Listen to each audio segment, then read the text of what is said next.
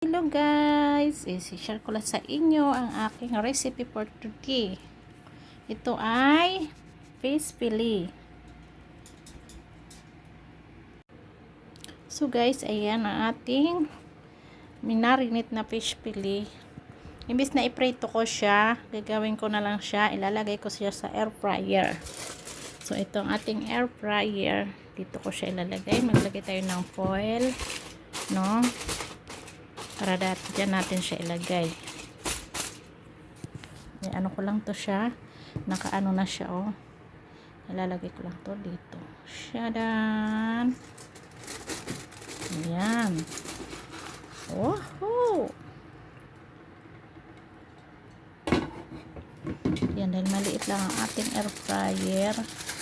Ano lang natin siya dun sa food.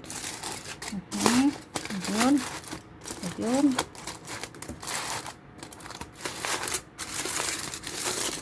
Tanggalin natin tong excess na ano.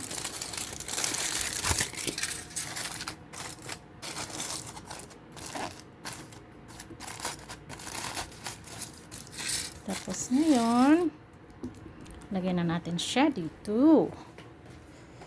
Ayan. Hala.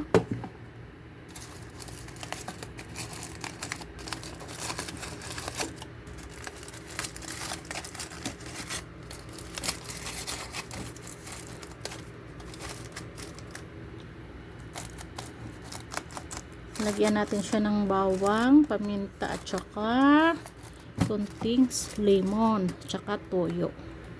So ilalagay na natin siya dito. Charan! Tapos ilalagay natin ng 30 minutes. So kalahating oras siya, guys. Yan.